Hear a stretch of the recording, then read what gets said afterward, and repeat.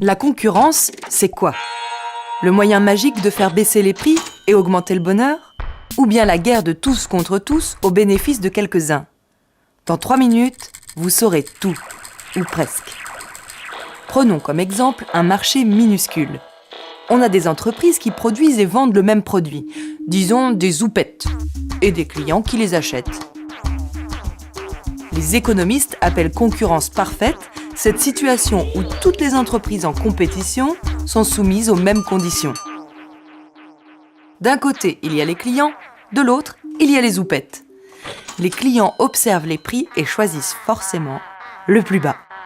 Si bien que celui qui vend plus cher, en fait, ne vend pas du tout. Résultat, chaque entreprise comprime ses coûts et ses marges au maximum.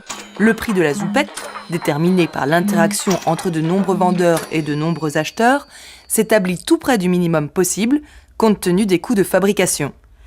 Les consommateurs achètent leurs zoupettes au meilleur prix, ils sont heureux.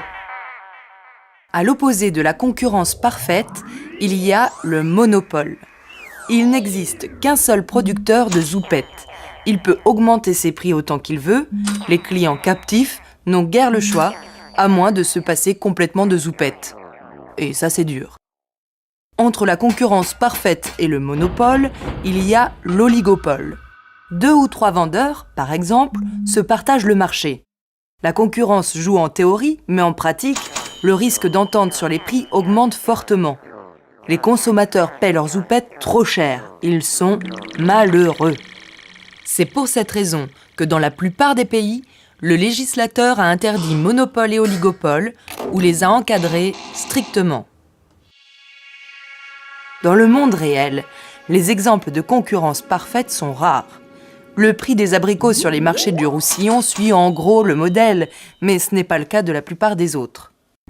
Pour qu'il y ait concurrence parfaite, il faut réunir au moins 4 conditions. Petit 1, l'atomicité.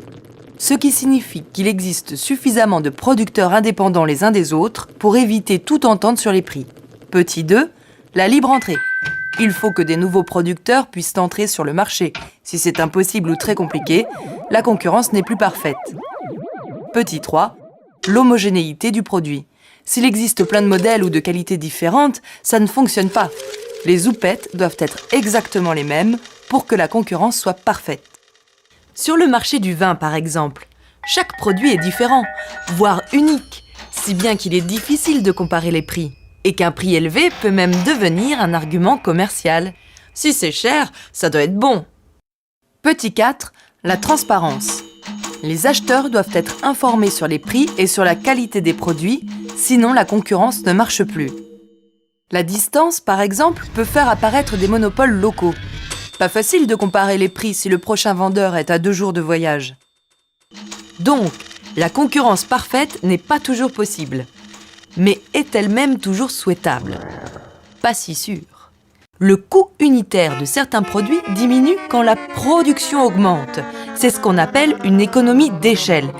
Il est plus facile de rentabiliser une usine qui construit 1000 voitures qu'une autre qui en construit 10.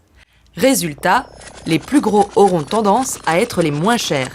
La diminution du nombre de producteurs et donc de la concurrence peut paradoxalement faire baisser les prix, à l'inverse du modèle. C'est ce qui justifie l'existence de services publics dans certains pays pour exploiter les réseaux d'eau ou d'électricité par exemple. On imagine mal plusieurs entreprises gérant ensemble une ligne à haute tension. Et puis, il existe aussi des produits particuliers parce qu'ils sont nouveaux. C'est le cas d'un médicament, d'un logiciel, mais aussi d'un roman ou d'une chanson. Ces produits particuliers nécessitent un investissement initial important en argent ou en temps. Si tout le monde peut les reproduire et les revendre, alors leur création n'a économiquement plus beaucoup de sens. C'est pour cette raison que le législateur, encore lui, a inventé la propriété intellectuelle. Le brevet et le droit d'auteur restreignent la concurrence en accordant un monopole temporaire à l'inventeur d'un médicament ou à l'auteur d'une chanson. Le consommateur paie plus cher, c'est embêtant. Mais sans brevet ou sans droit d'auteur, le produit n'existerait probablement pas du tout. Bref, La concurrence n'est pas un bien absolu, mais avec un minimum de règles, elle reste un aspect fondamental de nos économies de marché qui permet d'éviter les abus liés aux situations de monopole et d'encourager l'innovation. Bref, d'avoir des houppettes dernier cri et pas cher.